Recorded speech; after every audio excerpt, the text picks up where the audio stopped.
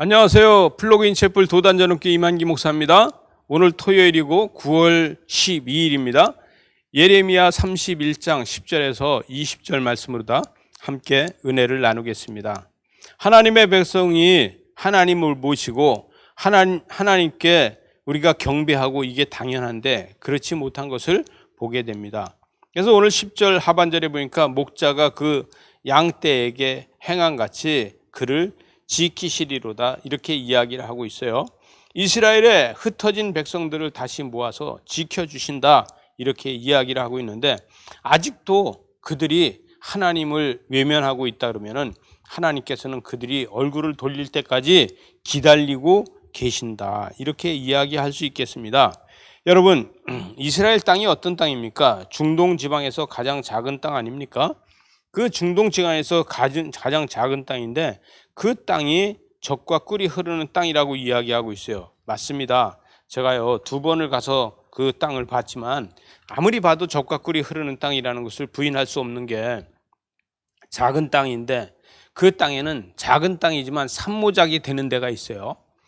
마치 그 열대 지방처럼 산모작이 되는 지방이 있는가 하면은 이른 비와 늦은 비가 꾸준히 내려준다는 거예요.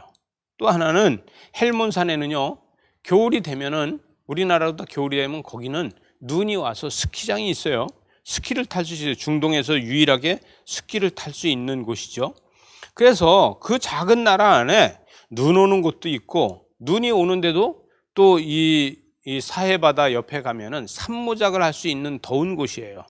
그래서 참 이 나라는 이 작은 나라가 모든 걸 다 갖추고 사는구나 이렇게 이야기를 할 수 있겠습니다. 이 11절의 말씀에 보게 되면 여호와께서 야곱을 구원하시되 그들보다 강한 자의 손에서 속량하신다 이렇게 이야기하고 있습니다. 여러분, 하나님께서는 강한 자의 손이 하나님보다 강한 분이 없잖아요. 그래서 속량하는 게 어렵지 않은 거예요. 12절에 보니까 그들이 와서 시온을 높은 곳에서 찬송하며 여호와의 복 곧 곡식과 새 포도주와 기름과 어린 양의 떼와 소의 떼를 얻고 크게 기뻐할 것이다 이렇게 이야기하고 있습니다. 그러면서 뭐라 그래요? 그 심령은 물된 동생 같겠고 다시는 근심이 없을 것이다 이렇게 이야기하고 있습니다. 젖과 꿀이 흐르는 땅에서 하나님만 섬기고 살면은 그들은 근심과 걱정이 없는 나라입니다. 지금도 이 시대에도 이스라엘이 젖과 꿀이 흐르는 땅이라서 키부주 그 농사를 짓는 거 보면 얼마나 잘합니까? 과거에 우리나라에 바나나나 또 오렌지나 이런 것들이 이스라엘에서 많이 들어오지 않았습니까? 이런 것들이 그 작은 나라에서 지금도 다 하고 있어요. 여러분, 얼마나 그곳이 젖과 꿀이 흐르는 땅인가 우리는 생각하게 됩니다. 그래서 13절에 보니까 그때의 처녀는 춤추며 즐거워하겠고 청년과 노인은 함께 즐거워할 것이다. 하나님의 백성들은요 하나님을 섬기면 날마다 즐거워한 일이 만들어진다는 거예요.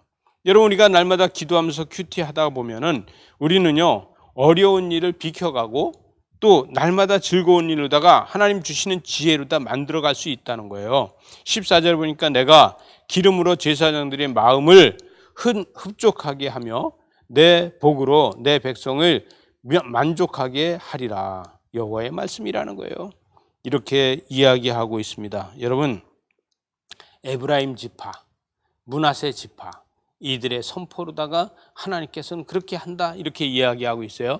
15절에 보니까 여호와께서 이와 같이 말씀하시니라 라마에서 슬퍼하며 통곡하는 소리가 들리니 라헬이 그 시작이다 이렇게 이야기하고 있습니다. 이래서 애곡하는 소리가 들릴 것이다 이렇게 이야기하는 건 뭐냐면은 여러분, 그런데 라헬을 왜 얘기하고 있냐면은 라헬이라는 것은 에브라임과 므낫세가 이 요셉 지파 아닙니까? 요셉을 누가 낳았어요? 라헬이 낳았잖아요. 이래서 하는 소리가 됩니다. 그래서 17절에 보니까 너의 장래의 소망이 있을 것이다. 너의 자녀가 자기들의 지경에 돌아와서 여호와의 말씀을 듣게 되는 소망이 있을 것이다. 이렇게 이야기를 하고 있어요. 여러분, 하나님 앞에 소망을 두는 사람은요 오직 하나님 앞에 순종하는 사람만 할 수 있습니다. 그래서 18절에 보니까 에브라임이 스스로 탄식함을 내가 분명히 들었노니 이렇게 얘기했어요. 하나님께서는 그들의 탄식 소리를 들어주신다는 거예요. 회개하는 자만이 그렇게 할 수 있고 19절에 가서 보니까 내가 돌이킨 후에 뉘우쳤고 내가 교훈을 받은 후에 내 볼기를 쳤사오니 이는 어렸을 때에 치욕을 짐으로 부끄럽고 욕심됩니다. 이렇게 이야기하고 있어요. 그건 뭐냐 하면은 회개한 자는 자유해지고 자유한 자는 과거를 그들은 다시 간증하면서 살 수 있겠다. 그래서 나는 과거에 이랬었어. 그리고 간증하는 삶을 살게 된다는 것이죠. 20절 마지막에서 보니까 중반에서 보니까 그를 책망하여 말할 때마다 깊이 생각하노라. 그러므로 그를 위하여 내 창자가 들끓으니 내가 반드시 그를 불쌍히 여긴다. 여호와의 말씀이에요. 징계하고 연단하고 이런 것을 하나님께서 다시 평강과 은혜로 베풀어 주셔서 그 은혜의 평강 속에서 새롭게 해줘서 간증하는 자가 되고 하나님과 합하여 하나가 되고 이런 놀라운 은혜를 만들어 가겠다. 책망이 회복되는 이런 은혜를 만들어 가겠다. 이렇게 이야기하고 있습니다. 우리 기도하시겠습니다. 하나님의 책망이 다시 은혜가 돼서 회복해서 하나님의 뜻과 하나님의 영광을 이룰 수 있도록 은혜로 사랑으로 축복으로 함께하여 주시옵소서. 예수님 이름으로 기도드리옵나이다. 아멘.